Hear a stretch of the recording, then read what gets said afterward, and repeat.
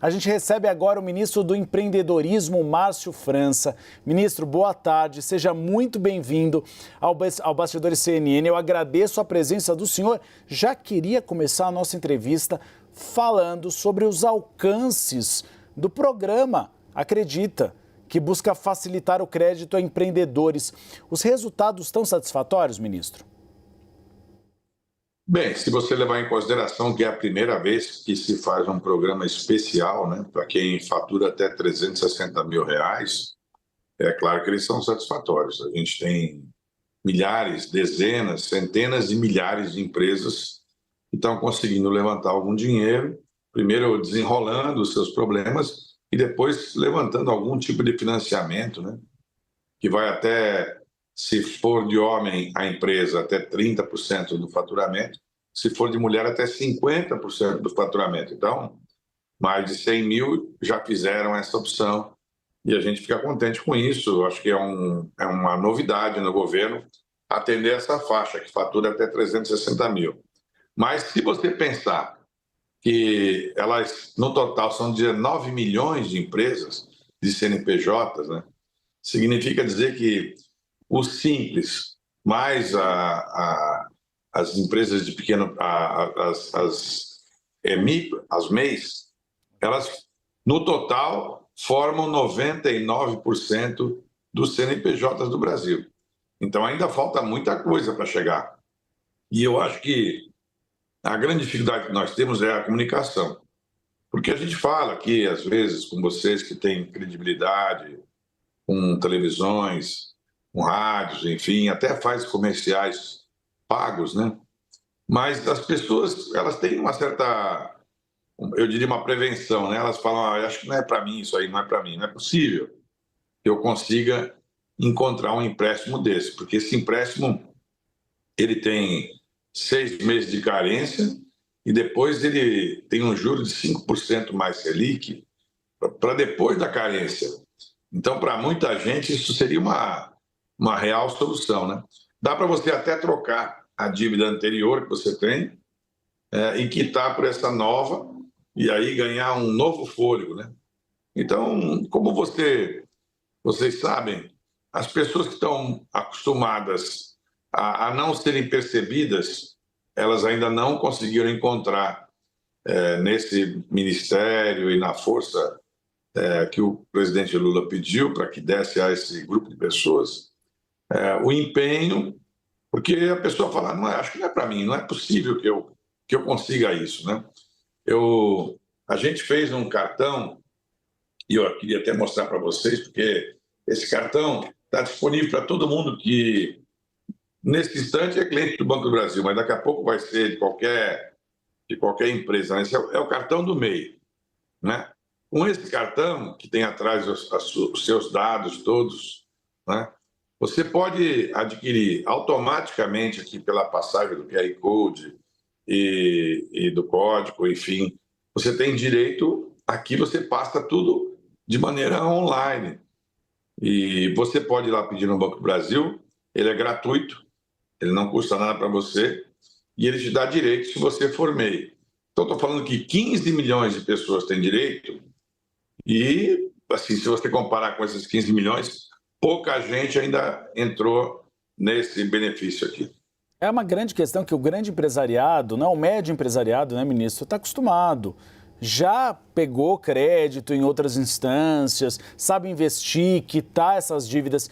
Esse novo empresariado não, desses novos negócios, esses pequenos e micro. Então eles precisam se acostumar a esse processo e saber que eles têm direito. Por isso que é importante o senhor explicar que tem muita gente que ainda não adquiriu o cartão e tem aí o direito para conseguir crédito para melhorar os seus negócios. Ministro, a gente está falando de um assunto muito interessante agora há pouco, que é um assunto que está sendo tratado no Congresso Nacional, nas redes sociais, que é o fim da escala 6-1. Como o senhor tem visto esse debate? Considera importante mudar essa escala de trabalho? Acho importante, né, que as pessoas tenham mais oportunidade de poder fazer lazer, viver bem. Me impressionou muito quando eu fui à Nova Zelândia, que lá as pessoas já fazem esses horários e tem muito mais tempo, porque a pessoa tem um tempo maior de vida Porque, no fundo, o nosso desempenho para o futuro não vai ter mais problema de comida, não vai ter problema de energia. Então, nós vamos ter problema, não é nem de dinheiro, é de fazer a pessoa se sentir útil. Porque não adianta eu dar um Bolsa Família, 2 Bolsa Família, um Vale Gás. A pessoa quer se sentir útil. E aí precisa ter espaço para todo mundo, né? Então, eu não acho inexorável, né? Ou inevitável que, com o tempo, a gente tenha que reduzir a jornada de trabalho para fazer com que mais pessoas se sintam úteis e também que as pessoas possam, nesses horários que não tem mais serviço, poder curtir outras coisas, lazer, enfim. Eu sei que parece no começo uma coisa assim contra empresário, mas é um equívoco. Isso pode ser bancado pelo governo. Aliás, poucas pessoas já sabem, mas tudo isso já é bancado pelo governo. Nós temos hoje 19 milhões de pessoas que vivem no teto do Bolsa Família. Portanto, tudo isso já é bancado por todos vocês e por todos nós.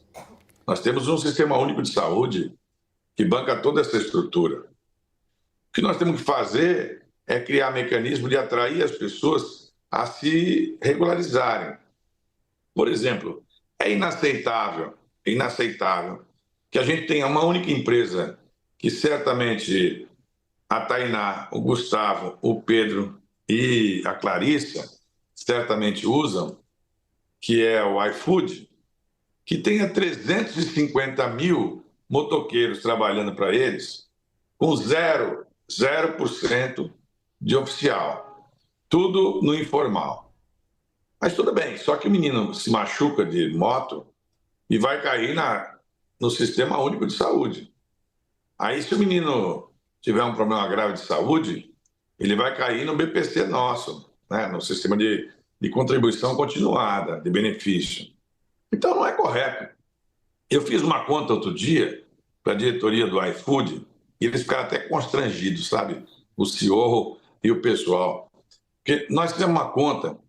Quanto custaria para eles regularizarem todos esses motoqueiros no sistema que hoje nós temos, que é o empreendedor nosso, né? Que é o MEI. E sabe quanto custaria? Inacreditável. Para cada entrega, custaria 1/3 de um centavo. Ou seja, se eles cobrassem 1/3 de um centavo a mais para cada entrega, todo mundo estaria regularizado. Então, não é possível. O próprio presidente ficou meio sem graça quando ele soube do valor, né? Nós não estamos pedindo para eles pagarem, nós estamos pedindo para eles regularizarem. Porque ele falou para mim, não, os rapazes aqui não querem ser mês, porque tem que pagar R$ 70 por mês. Eu digo, mas eu não estou pedindo para os rapazes pagarem. Eu estou pedindo para vocês pagarem. Porque se vocês cobrarem 0,3, menos de um centavo, 1/3 de um centavo, para cada entrega, todos os meninos serão regularizados. E eles terão uma previdência, terão o direito ao auxílio. Aí nós estamos falando de 300 e poucos mil. Mas nesse caso aí, nós temos 20 milhões de pessoas assim, trabalhando na informalidade absoluta. Não vou longe, é só você olhar todo o sistema dos Ubers, né? E essa coisa que hoje, a pessoa se sente empreendedora, e é bom que se sinta assim. Essa é uma evolução do presidente Lula, do Luiz Marinho, de todo mundo do PT, que estava, ele mesmo, o Lula, falou sobre isso. Ele falou, olha, eu estava acostumado com o formato de chão de fábrica, onde a gente se juntava para brigar com o patrão e para poder ter alguma força. Hoje tem uma nova lógica.